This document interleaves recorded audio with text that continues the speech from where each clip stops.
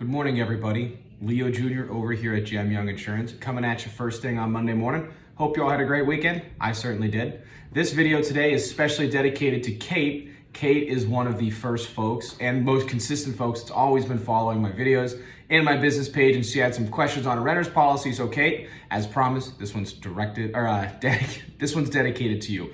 So when you have a renter's insurance policy, what is it, what's it do, and what should you really look for? Think of a renter's policy as a homeowner's policy without the house, right? You cover your contents or the stuff you bring with you and your liability. So when you occupy a space, you own a space, you rent a space, there's certain liabilities that you have. A renter's policy will give you coverage for if something happens due to your negligence that you're responsible for, or if you get sued. So just because you get sued in a claim doesn't mean the claim's covered, but duty to defend is built in there. So lawsuit, liability, right? The next part of that is your stuff. So when you move into that apartment, that house, that townhouse, condo, whatever, everything you bring with you, you want to make sure you list on your renter's policy, or anything you're responsible for while you're there. So if, for instance, they say, hey, when you rent the place, just keep the washer and dryer. When you're done, the previous guy left it, we don't want it, right? You want to make sure that that's covered.